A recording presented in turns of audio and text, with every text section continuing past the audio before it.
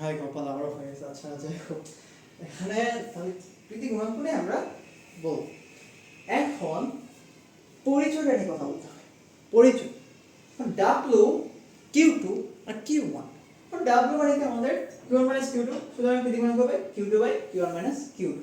এক কাজ কম্প্রেসর যে কম্প্রেস করবে, যে এর হচ্ছে রেফ্রিজারেটরের সবচেয়ে মেইন জিনিস কম্প্রেসর। ওই সব কম্প্রেস করে একবারে মানে জিনিসের তাপমাত্রাকে রেফ্রিজারেন্টকে দিয়ে দেয়, তাহলে জিনিসগুলো আমাদের একবারে ঠান্ডা হয়ে থাকে আর রেফ্রিজারেন্ট কি গরম হয়ে চলে যায়, পরে আবার কনভার্ট হয়ে যায়। যাই হোক, তাহলে কম্প্রেসরে আমাদের যতটুকু তড়িৎ শক্তি, কম্প্রেসর কি এমনি এমনি চলবে তড়িৎ শক্তি ছাড়া? তড়িৎ শক্তি ছাড়া তো সে চলবেই না। তড়িৎ শক্তি ছাড়া তো আমাদের যে কোনো কিছুই চলবে না। অবশ্যই যে কোনো ইলেকট্রিক সাবস্টেন্স, ওর জন্য আমাদের ইলেকট্রিসিটি লাগবে, তড়িৎ শক্তি লাগবে। সো কম্প্রেসরে আমরা কতটুকু তড়িৎ শক্তি দিচ্ছি তাই হচ্ছে আমাদের ডাব্লিউ বা Q1 Q2 ডাব্লিউ সূত্র থেকে বলা যায়। আচ্ছা, Q2 কি? ফ্রিজে রাখা বস্তু থেকে গৃহীত তাপ। Q2 মানে কি আমাদের cold body, right? Cold body যে তাপমাত্রা, তাহলে কোল্ড বডি তাপমাত্রা Q2। তাহলে আমরা জিনিসগুলো যে রাখবো, তরি তরকারি, খাবার, রান্না করা জিনিস, তো সেগুলো ঠান্ডা হয়ে থাকবে না। কোল্ড বডি, ও তো কোল্ড বডিতে থাকবে, তো কোল্ড বডিতে তাপমাত্রা, তাহলে ওই বস্তুগুলো থেকে আমরা তাপ গৃহীত করব না, তাপ নিব না। তাহলে ফ্রিজে রাখা বস্তু যেগুলো, সেগুলো থেকে গৃহীত যে তাপ ও হবে আমাদের Q2। Q1 কি? আমরা কি বলছি, রেফ্রিজারেন্ট কে একদম লাস্ট স্টেজে 5 নাম্বার স্টেজে কি করা হয়, একদম গরম হয়ে যায়, ওরে চাপ দেয়া হচ্ছে আবার কক্ষ তাপমাত্রায় আনা হয়, ও তাপ বর্জন করে, সেটা কই চলে যায়, পরিবেশে চলে যায়। বললাম রেফ্রিজারেন্ট পিছনে ধরবা, তাহলে দেখতে পারবো যে গরম হয়ে আছে, ওইখান থেকে বের হয়। আচ্ছা, পরিবেশে যে বর্জিত তাপ, এটা হচ্ছে আমাদের Q1। তো এটা এমসিকিউ তে দিবে। এমসিকিউ তে কিভাবে দিবে, তোমার কৃতি গুণাঙ্কের মান বের করো। তোমার ফ্রিজের অবস্থা থেকে গৃহীত তাপ এত জুল, আর হচ্ছে পরিবেশে বর্জিত তাপ এত জুল। তো এখান থেকে কৃতি গুণাঙ্ক ফাই মান বের করো। তো ফাই হচ্ছে আমাদের জাস্ট যে ফ্রিজের বস্তু থেকে গৃহীত তাপটা উপরে দিবা, পরিবেশে বর্জিত তাপ ওটা থেকে গৃহীত তাপকে বিয়োগ দিয়ে দিবা, তাহলে হচ্ছে আমরা পেয়ে যাবো। এটা হাইস্ট এমসিকিউ তে আসবে, এমসিকিউ খুব বেশি ইম্পর্টেন্ট না, বাট আসে। আচ্ছা, একটা এমসিকিউ খুব কমন, এটা আমি লিখি এখান থেকে। phi equal 1, phi অবশ্যই একের চেয়ে বড় হতে পারে, greater than 1, phi less than 1।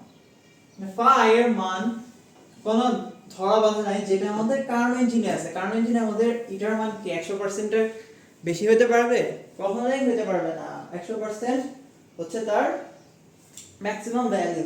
তো এখানে কৃতি গুণাঙ্কের জন্য কোনো ম্যাক্সিমাম ভ্যালু নেই যে একের বেশি হতে পারবে না, একের কম হতে পারবে না, একের সমান হতে হবে, এমন কিছু ধরা বাঁধা নাই। তো কৃতি গুণাঙ্কের মান 1 বা তার বেশি হতে পারে। কৃতি গুণাঙ্ক বা কার্যকর সহগ বলে এটাকে,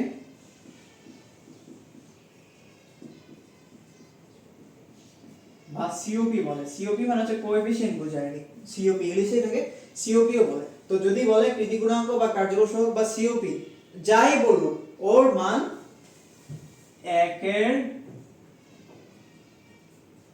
বেশি হতে পারবে। মোস্ট কমন এমসিকিউ প্রায় আসে এটা। রেফ্রিজারেটরে কোশ্চেন দিলে এটাই দিবে যে কার্যকর সহগের মান কত হবে। এটা বহুপদ দিতে পারে, 1 এর সমান, 1 এর বেশি, 1 এর কম, তিনটাই কারেক্ট। মানে 1 এর বেশি হতে পারবে।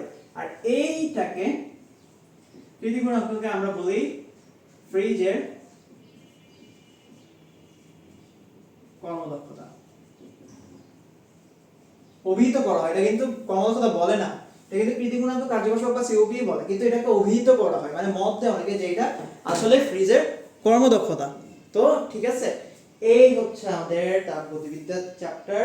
আমরা সব কিছু আলোচনা করছি। আমাদের ফার্স্ট হচ্ছে নষ্ট থার্মোমিটারটা, বা হচ্ছে আমাদের Celsius scale, Kelvin scale, Fahrenheit scale, তাপগতিবিদ্যার শূন্যতম সূত্র, প্রথম সূত্র, দ্বিতীয় সূত্র, তারপর হচ্ছে 4 রকমের প্রসেসগুলোর সূত্র, সমস্ত রুদ্ধবেগ প্রক্রিয়া, কৃত কাজ।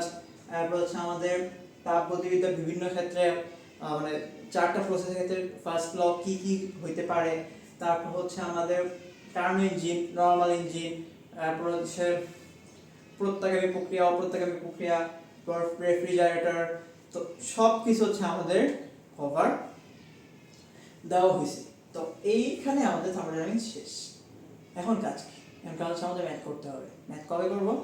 আমি হোপফুলি এই আগামী 5-6 দিনের মধ্যে ইউনিভার্সিটি ওপেনও হয়ে যাবে, বা না হলেও আমি 5-6 দিনের মধ্যে চলে আসবো ইউনিভার্সিটি। এই কালকে আমাদের মিটিং বসবে, একটা মিটিং বসে আমাদের ডেট দিয়ে দেবে, এই সপ্তাহে ডেট দিয়ে দেবে, এই সপ্তাহে যে কোনো দিন খোলা। তো খোলার আমি অবশ্যই আগে চলে আসবো, যেহেতু সিচুয়েশন খোলা হলে সিচুয়েশন নর্মাল হয়ে যাবে, আমার আসতে সমস্যা নেই। আর যেহেতু খোলার ডেট দিয়ে দিচ্ছে, সুতরাং আমি 5-6 দিনের মধ্যে চলে আসবো। তো আসলে অফলাইনে আমি ধরে ধরে, স্পেশালি রয়্যাল গার্ড থেকে, রয়্যাল গার্ডটা দেখে রাখবা। তো এখান থেকে আমি হচ্ছে তোমার ধরে ধরে তাপগতিবিদ্যা ম্যাথগুলো সলভ করে দেবো। তো তার আগে এই 5 দিনে হয়তো আরো 2 বা 3টা ক্লাস নিতে পারি। তো ওই 2 বা 3 ক্লাসে আমি কি করবো, আমি স্থির তরিতে কিছু কনসেপ্ট পড়াই দেবো। এখন যদি তোমার কোনো মানে ডিনাই করো যে না ভাই আমার ম্যাথই অনলাইনে করার, তাহলে ম্যাথ অনলাইনে করবো। বাট আমি এটাই প্রেফার করবো যাতে আমি ধরে ধরে পড়াই দিতে পারি সব। তোমার এই চ্যাপ্টার ফুল ক্লিয়ার, ক্লাসগুলো যদি মনোযোগ দিয়ে করো কোনো টপিকই বাদ থাকবে না, সব টাইপের ম্যাথই এখানে কভার করা হয়ে যাবে। আর ধরে ধরে ম্যাথ করলে আমি সামনে থেকে করালাম, তুমিও করলা, জিনিসটা তোমার আরো ডিপলি বা হচ্ছে অনেক সুন্দরভাবে আয়ত্ত হবে।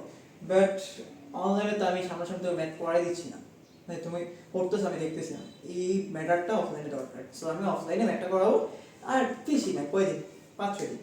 তো এর মধ্যে 2টা বা 3টা ক্লাস যদি নিই, আমি স্থির তরিতের উপর দিব, এরপর এসে তোমাকে ম্যাথ করাবো, ম্যাথ করে এরপর তো অফলাইনে পড়াই শুরু। তাহলে ঠিক আছে, ক্লাসটা করো। তাপগতিবিদ্যা এখানেই এন্ড হইলো তাহলে। ঠিক আছে, ভালো থাকো।